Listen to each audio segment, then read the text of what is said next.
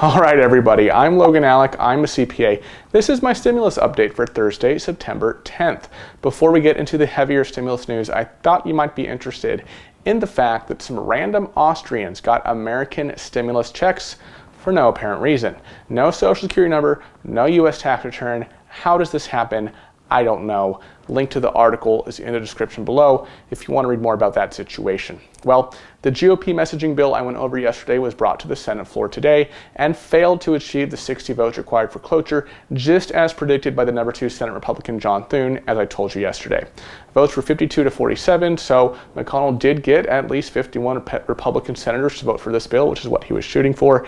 In fact, every Republican senator except Rand Paul from Kentucky voted for it. No Democratic senators supported the bill. So now the bill could be up for debate endlessly with the potential for a Democratic filibuster, but the reality is whatever happens, it's dead, not going anywhere. As we've been saying here on the channel, this new GOP skinny bill is simply a messaging bill just for optics. It's the GOP's counterpart to the HEROES Act, so they can say that they voted on another stimulus relief bill with the elections coming up in less than 8 weeks. They can say, oh, you know, this is the floor for negotiations, blah, blah, blah. But it's really just to get the Republicans together and say, hey, at least we agree on something. Because the stimulus negotiators are from the White House, and the White House is open to way more stimulus than Republican senators as a whole. Republican senators support the skinny bill that would cost a net of $300-some billion, while White House would be willing to go as high as $1.3 trillion, $1.5 trillion, maybe even higher.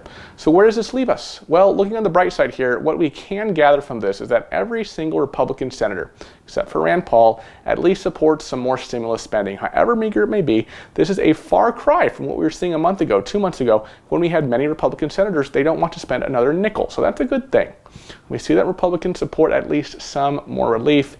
It's just that Democrats are definitely not on board with a slimmed down relief package, at least not the top Democrats. In response to the failed vote, Nancy Pelosi said the needs must be met. We need every penny in order to stop this. But of course, the top Democratic brass, like Pelosi herself and Senate Minority Leader Chuck Schumer, have no interest in pursuing a stimulus relief bill without Republicans agreeing to their $2.2 trillion top line proposal. Of the Republican bill, Chuck Schumer said it was a fairly transparent attempt to show the Republicans are doing something when, in fact, they want to do nothing in reality. Schumer went on to say, I still have some hope once this bill is defeated. If past is prologue, there's actually a significant chance that the public heat on many Republican senators as they go back home will have them come to their senses and they'll start negotiating with us in a serious way. So where do we go from here? Well, frankly, it sounds like Congress is going to be a dud for stimulus, at least in the short term. They have to approve the continuing resolutions to ensure the government remains funded. We've discussed this before here on the channel, and that seems to be the only thing of note that they will be doing throughout September. At this point, with the way things are looking, I think our best hope is the not so great approach of Trump pursuing more executive actions. We know that the White House is open to it. If you saw my September 5th update, I showed you when Trump said there is a theory out there that he has authority to issue stimulus checks out of this unused money sitting in some account. We know the White House could also be interested in executive actions for airlines or fixing the payroll tax deferral for unemployment. And frankly, it could make Trump look like a hero with the election less than 8 weeks away. I told you that, cynically speaking, perhaps this is the Republican plan all along, for Trump to come flying in like a hero with more executive actions shortly before the presidential elections with more stimulus money. Is it legal? Who knows?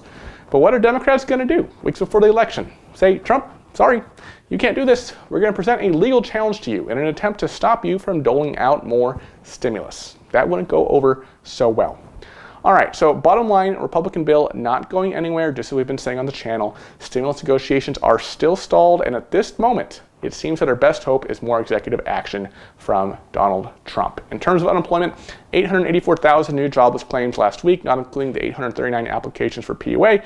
And yesterday, FEMA approved Nebraska for the grant. Today is the last day to apply. The only state that has not applied is South Dakota, which has stated that it will not apply.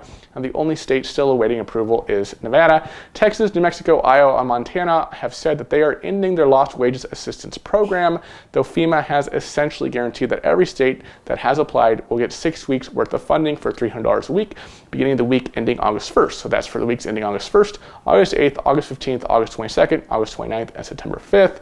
Most of those payments are coming as a lump sum retroactively, but there are some states, like my home state of California, that appear to be doing things piecemeal. All right, everybody, that is my stimulus and unemployment update for today. Thank you so much for watching, and I will see you in the next video. Bye-bye.